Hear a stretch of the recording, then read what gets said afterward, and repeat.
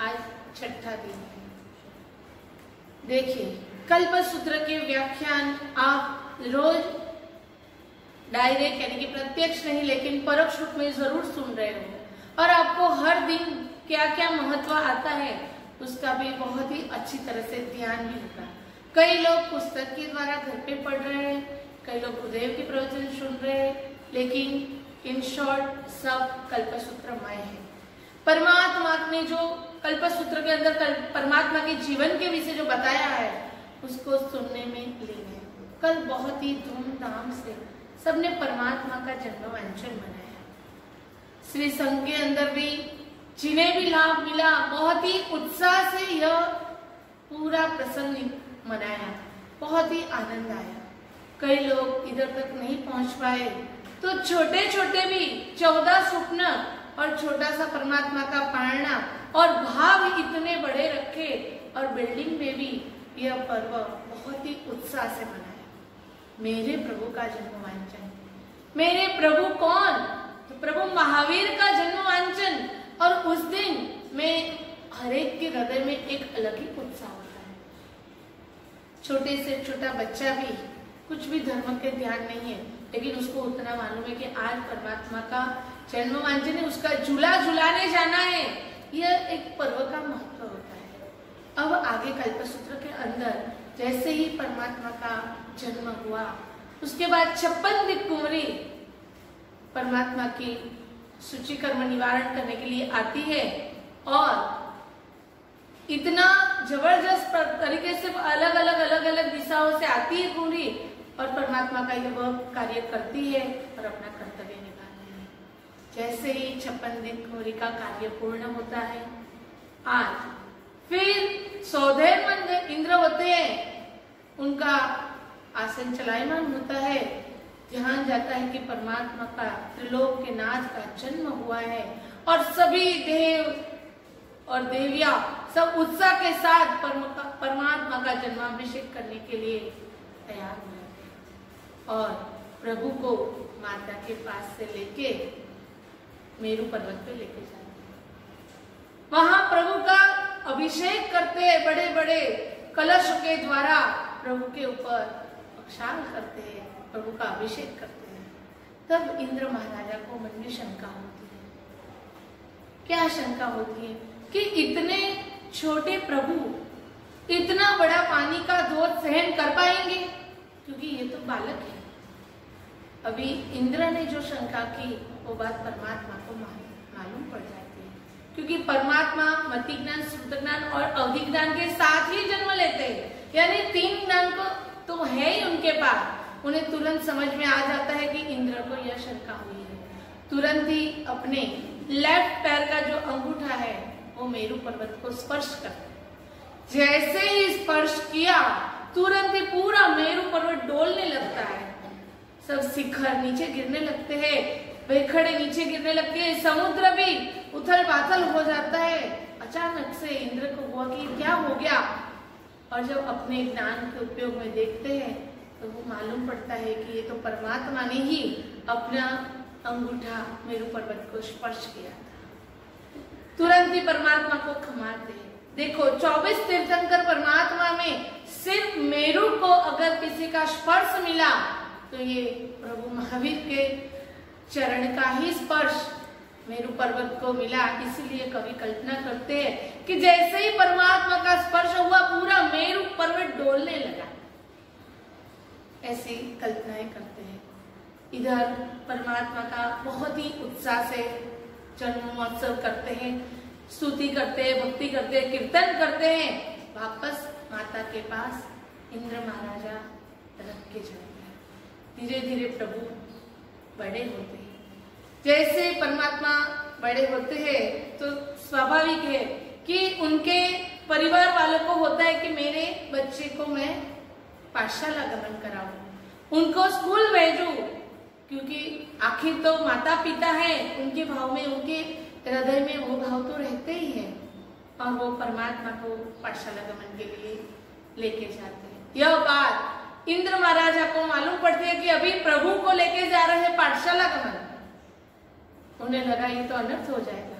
3 ज्ञान की जो धरणी है उनको पढ़ने के लिए लेके जा रहे हैं, वो नीचे आते हैं और जहाँ पंडित को बैठने की जगह है उधर प्रभु को बिठाते हैं और वो खुद परमात्मा को ब्राह्मण के वेश में आते हैं और प्रश्न पूछते हैं कि प्रभु इसका क्या मतलब होता है। अलग अलग जो भी व्याकरण के प्रश्न हैं वो परमात्मा को पूछते हैं और छोटे से बाल प्रभु सब प्रश्नों के जवाब देते जा रहे हैं और वो जवाब के अंदर पूरा जैनेन्द्र व्याकरण तैयार हो जाता है। परमात्मा की शक्ति अद्भुत है। अभी आज हमारा टॉपिक भी है देव, गुरु और धर्म। तो आज यह देव की बात कर रहे हैं, वो परमात्मा की बात कर रहे हैं कि जिनकी शक्ति देखो इतने ही छोटे हैं और पूरा अलग तरीके से पूरा जैनेन्द्र व्याकरण की रचना हो जाती है। फिर इंद्र महाराजा अपने स्वरूप में आते हैं और परिवार को बताते हैं ये जो त्रिलोक के नाथ है उनकी महिमा अलग ही है और बताते हैं, तब परिवार को भी उनके महिमा का ध्यान आता है। देखो संसार में रहते हैं तो माता पिता को तो हर चीज की होश होती है। जैसे जैसे प्रभु बड़े हुए उनकी माता ने उनका लग्न करवाया संबीर राजा की पुत्री यशोदा के साथ। अभी यशोदा के साथ लग्न के बाद उनका गृहस्थ जीवन शुरू हो गया।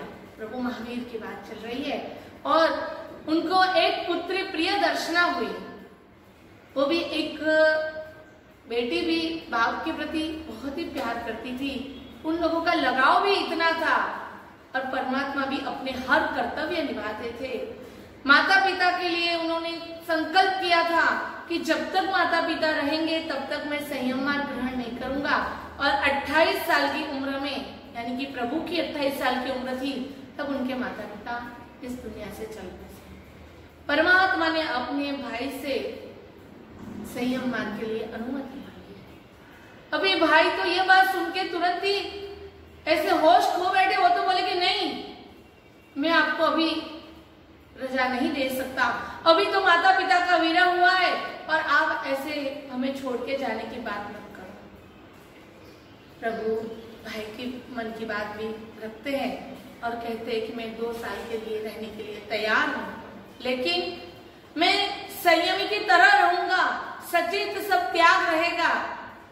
एक है कि नंदी बलराम को इतना भाई के प्रति प्रेम था, अरे आपको जैसे रहो वैसे रहो लेकिन संसार में रहो, अभी संयम मार्ग की बात मत करो। इधर परमात्मा की पुत्री भी बड़ी होती है, वो प्रभु के गोदी में बैठती है और अफ और अरिहंत लिखती है और प्रभु भी उसको लिखवाते हैं अफ और अरिहंत। उन्हें कहाँ मालूम है वो बेटी को जो वो अरिहंत के गोदी में ही बैठी हुई है, जो भावी के अरिहंत हैं उनकी ही गोदी में बैठी हुई है। इतना उसको उसके पिताजी से लगाव था। और जब साधना काल के अंदर परमात्मा जो 2 साल के समय घर में रहे, तब प्रभु रात को वन के अंदर, यानी कि वो महल था उसके बाहर काउसक में रहते, तब वो छोटी बच्ची उसकी माता को पूछती, माता जी ये मेरे पिताजी क्यों पूरे दिन काउसक में ही रहते हैं, क्यों उधर बाहर रहते हैं, इतनी ठंड में वो रहते हैं। तब यशोदा के लिए शब्द वो कहना बहुत ही मुश्किल हो जाता है, छोटी बच्ची को समझाना बहुत ही मुश्किल हो जाता है। तब उसको कहते हैं कि ये तेरे पिता है ना, जगत के पिता बनने के लिए जा रहे हैं, इसीलिए तो वो अपनी साधना में है, हमें उनको सहयोग देना चाहिए।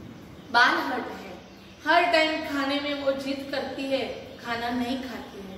तब यशोदा अपने श्रावक यानी कि प्रभु महावीर को कहती है कि ये बच्चे खाना नहीं खा रही है, अभी परमात्मा तो रूखा सूखा खाना खा रहे थे, लेकिन बेटी को खाना खिलाने के लिए 32 भोजन पड़े हैं और वो उसको खाना खिला रहे हैं, खुद वैरागी और पूरे कर्तव्य निभा रहे हैं।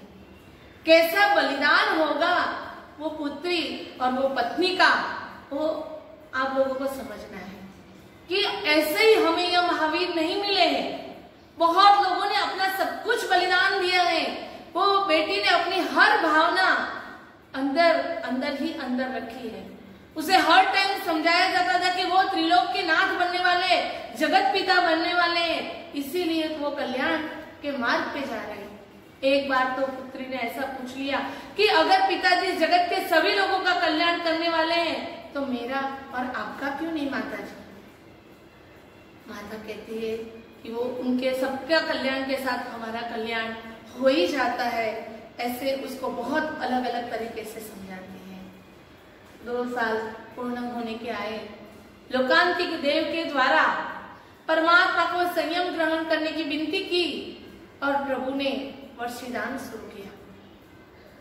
प्रभु का वर्षिदान हर रोज के प्रभु सोनैया का दान करते थे और 1 साल के अंदर प्रभु ने 388 करोड़ 80 लाख सोनैया का दान किया।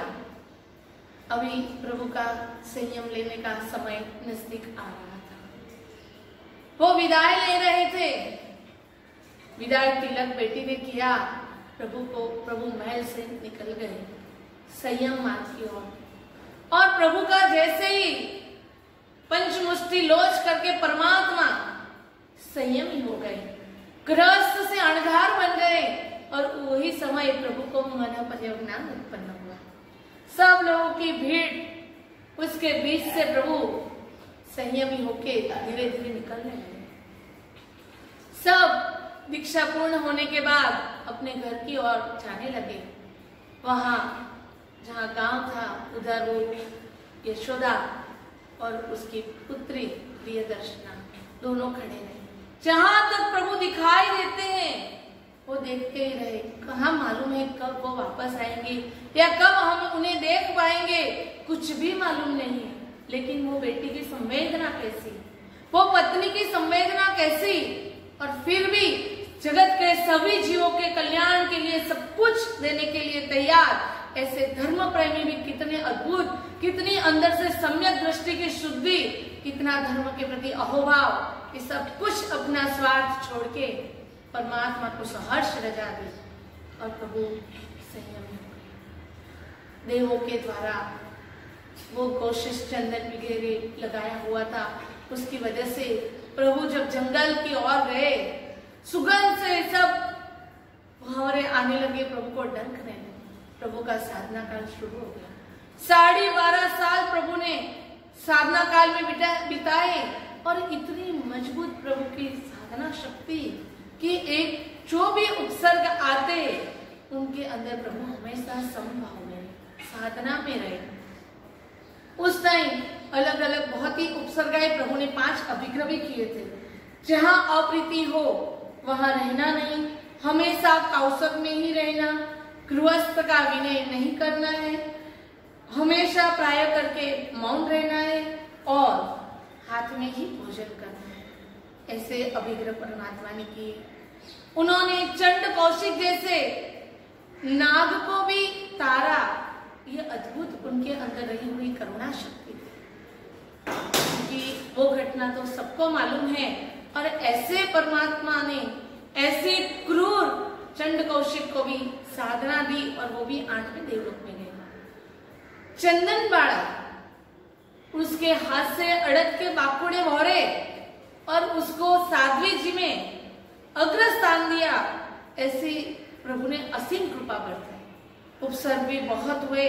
संगम देव ने एक रात में 20 उपसर्ग किए, फिर भी प्रभु संभाव में वो थक कर वापस जा रहा है, तब प्रभु को उसके लिए आंख में आंसू आते कि वो कुछ भी मेरे पास से लेके नहीं गया, यानी वो धर्म लेके नहीं गया, उसका आत्मा का कल्याण करके नहीं गया। प्रभु बहुत ही करुणामय थे। यह साधना काल के अंदर बहुत ही उत्कृष्ट साधना के द्वारा अपने आप को निर्मल करते ही गए और अपने जितने कर्म थे वो खपाते गए। और वैशाख सुदी 10वीं के दिन सूर्यास्त के समय रुजुवालिका नदी के किनारे श्यामक खेडूत के खेत में शाल वृक्ष के नीचे परमात्मा को केवल प्राप्त हुआ। प्रभु केवली बने और फिर देवों ने तुरंत ही समवस्रण की रचना की और परमात्मा ने थोड़े समय के लिए देशना दी। लेकिन वो देशना के अंदर संयमी कोई नहीं हुआ। वो देशना निष्फल जाने से फिर परमात्मा उधर से विहार किया और अपापा नगरी में महसेन वन में पधारे। वहां देवों के द्वारा समवस्त्रण की रचना की और परमात्मा ने वहां देशना दी। देशना देते थे और उस समय इंद्रभूति ब्राह्मण थे जो वो अपने मन के प्रश्न लेके अभिमान के साथ परमात्मा के समवस्त्रण में आए। यह घटना आप सबको मालूम है और कल्पसूत्र के अंदर यह सभी घटना में क्या प्रश्न पूछे, प्रभु ने क्या निवारण किया, ये पूरा गंधर्वाद पूरा आज के प्रवचन के अंदर आता है। तो इंद्रभूति ने प्रश्न किए और प्रभु ने उनके हर प्रश्न का बहुत ही अच्छी तरह से समाधान दिया। परमात्मा के पास वो दीक्षित हो गए। अपने सभी शिष्यों के साथ उन्होंने प्रभु के पास दीक्षा ली। अपने बड़े भाई गए तो अग्निभूति को ऐसा हुआ कि वो आ सकती है लेकिन मैं ऐसे नहीं पिघल सकता। वो भी प्रभु के पास गए। प्रभु के समवस्त्रण में जैसे ही गए उनके एक एक प्रश्न का उत्तर प्रभु ने बहुत ही अच्छी तरह से समझाया और जैसे ही समाधान हुआ वो भी अपने पूरे परिवार के साथ दीक्षित हो गए। ऐसे करके वायुभूति भी आए, वो भी अपने 500 शिष्य के साथ दीक्षित हुए। व्यक्त पंडित भी आए, वो भी अपने 350 शिष्य के साथ दीक्षित हुए। सुधर्मा स्वामी आए, वो भी प्रभु के पास दीक्षित हुए। मंडित, मौर्य पुत्र, अकंपित, अचल भ्राता, मैतार्य और प्रवास, ऐसे करके 11 अलग अलग सब आए और प्रभु ने उन सबको समझाया और सब संयम के लिए संयमित हो गए और 11 गणधर की परमात्मा ने स्थापना की। ये गणधर क्या कार्य करते हैं? परमात्मा जो देशना देते उसके द्वारा द्वादशांगी की रचना करते हैं। तो आज के जो प्रवचन है उसके अंदर गणधरवाद की बात, परमात्मा के उपसर्गों की बात, ये सब बात विस्तृत रूप से गुरुदेवों के मुख से समझाया जाता है। यह सब बात समझने से आप लोगों को क्या लाभ होता है? क्या लाभ होता है? परमात्मा की ये सब बात समझो, परमात्मा के उपसर्ग समझो। प्रभु ने ये गणधरों की स्थापना की, उसके अंदर भी आप जितनी भी आपको समझ में आती है वो बातें समझ से आपको लाभ क्या है? क्यों सुनने का? ये एक बात है, प्रभु इतनी मुश्किलों के अंदर से भी भयभीत नहीं हुए, लेकिन मजबूत साधना से वो बाहर निकल गए और केवल ज्ञान प्राप्त किया। इतना ही नहीं, सभी जीवों के लिए उन्होंने कल्याण भाव किया और सभी जीव गुरु शासन रस की भावना उत्तम प्रकार से की और गणधरों की स्थापना के द्वारा हमें यहाँ तक पहुंचा। जो धर्म, जो थोड़ा सा भी आगमों के द्वारा हमें शास्त्र पाठ मिला है, वो सब गणधरों की कृपा है कि गणधरों ने वो द्वादशांगी की रचना की और वो रचना फिर अपने तक परंपरा से आई। तो हमारे अंदर जो धर्म की जागृति है, आज हर जैन के हृदय में आगम के प्रति अहोभाव है। भले आगम के नाम आए कि नहीं आए, लेकिन कल्प सूत्र को देखते हैं और अंदर से अहोभाव हो जाता कि ये तो हमारा बड़ा ग्रंथ है। 12 सूत्र को देखते हैं और ऐसे हो जाता कि ओहो ये तो हमारा महान ग्रंथ है जो संवत्सरी के दिन पढ़ा जाता है। अंदर से वो ग्रंथों के प्रति अत्यंत बहुमान हो जाता है। यही कारण है कि ये ग्रंथ गणधरों के द्वारा हमारे तक पहुंचे हैं और यहाँ तक पहुंचे हैं तो हर हृदय में उसके प्रति भाव है, अहोभाव है। तो यह श्रद्धा मजबूत होनी बहुत ही आवश्यक है। उसके बाद आगे आता है, प्रभु ने अलग अलग चातुर्मास किए और अंतिम जब चातुर्मास था परमात्मा का, अंतिम देशना 16 प्रहर की परमात्मा देशना दे रहे थे और अपने ये देशना के अंदर अविरत पर प्रभु की वाणी निकल रही थी और सब सुन रहे थे। और जैसे ही प्रभु का समय नजदीक आया, कौन सा समय? निर्वाण कल्याण का समय, परमात्मा का देह विलय होने का समय नजदीक आ रहा है। प्रभु का आवाज धीरे धीरे स्लो होती जा रही है, जैसे कि दिए के अंदर से तेल कम होता हो और दिया जैसे जैसे धीरे होता है, ऐसे प्रभु की आवाज धीरे होती स्लो होती जाती है। सब सब हो गए और परमात्मा की वाणी चलती ही जा रही है, चलती ही जा रही है। परमात्मा ने गौतम स्वामी को प्रतिबोध करने के लिए भेजा था और इधर पूरी संवत्सरण में सब एक चित्त प्रभु को सुन रहे हैं और अचानक से परमात्मा की आवाज बंद हो गई। प्रभु ने देह छोड़ दिया, परमात्मा सिद्धालय में विराजमान हो गए, यानी कि यह जो अपना शरीर था, देवालय था, उसको छोड़ के सिद्धालय में प्रभु चले गए। सब सभा स्तब्ध हो गई, आवाज बंद हो गई, प्रभु गए, सब रोने लगे, आक्रंद होने लगा। वो दिन कौन सा है आप सबको मालूम, कौन सा दिन?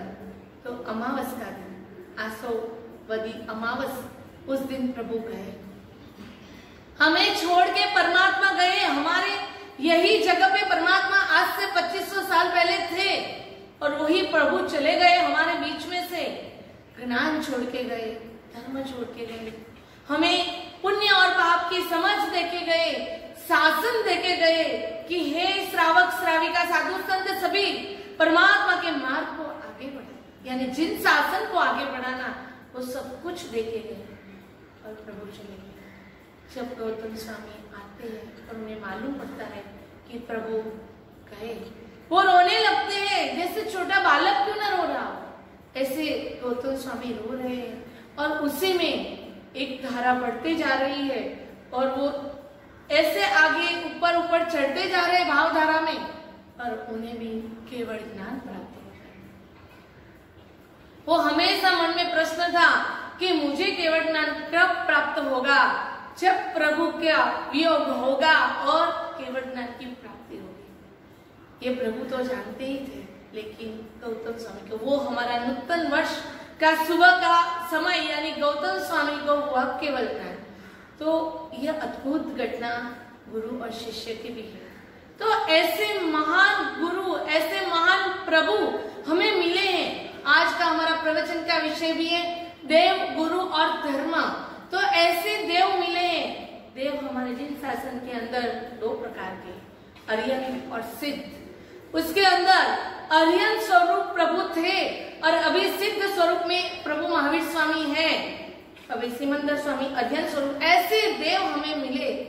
हमारे अंदर क्या भाव है जिन शासन के प्रति? दिन के 24 घंटे के अंदर आप कितना समय परमात्मा के लिए, परमात्मा की वाणी के लिए, जिन शासन के लिए निकालते हो? मैं अभी भी बोलूं कि आप लोगों को अगर धर्म अंदर से सही अच्छा लगता है तो देव, गुरु और धर्म के प्रति अटूट श्रद्धा होनी चाहिए। मैं अभी आपको एक प्रश्न पूछूं कि आप सभी देव को क्यों मानते हैं, यानी अर्यंत और सिद्ध को क्यों मानते हो? तो ज्यादातर लोगों का प्रश्न जवाब यही होगा कि हम बचपन से कर रहे हैं इसलिए यह परमात्मा को मानते हैं। बचपन से आपको पूजा के संस्कार दिए, बचपन से आपको जिनालय के संस्कार जाने के दिए, इसलिए आप कर रहे हो। लेकिन कभी आपने सोचा कि मैं यह परमात्मा को क्यों मान रहा हूँ, मुझे उधर जाके क्यों शांति हो रही, क्यों मुझे उधर साधना का अनुभव हो रहा है? अद्भुत देव है, उसकी महिमा अनेरी है। वो वितरागी है, राग नहीं है, द्वेष नहीं है। उनके पास जाते वो साता ही साता मिलता। सिर्फ कल परमात्मा का जन्म वांछन कई हृदयों में इतने भाव आ गए कि अपना सब कुछ भूल गए, यहाँ तक कि कोरोना को भी भूल गए। कोरोना को भी भूल गए कि अभी कोरोना चल रहा है, जरा ध्यान रखना है। सब कुछ भूल जाते हो, प्रभु के मय हो जाते हो तब। तो ऐसे प्रभु हमें मिले हैं। तो बचपन से भले ही संस्कार के रूप में किया है, लेकिन अभी अहोभाव से करना है कि मेरे वितराग प्रभु जैसे कोई प्रभु जगत में नहीं है। उत्तम है, वितरागी है, अनंत उपकारी है। और सबसे बड़ी महत्व की बात क्या है मालूम है? प्रभु जैसे है वैसे हम बन सकते।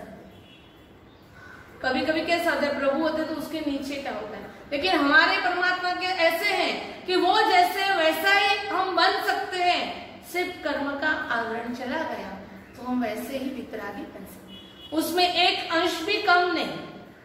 यानी वितराग बनाने, अपने जैसे बनाने की वो ताकत देव में है, लेकिन आपके अंदर वो श्रद्धा चाहिए। अभी मैं यह पूछूं कि आपकी श्रद्धा कितनी, देव के प्रति श्रद्धा कितनी? अभी ये लॉकडाउन है, परमात्मा आप जिनालय में नहीं जा सकते, लेकिन प्रभु के प्रति लगाव कितना?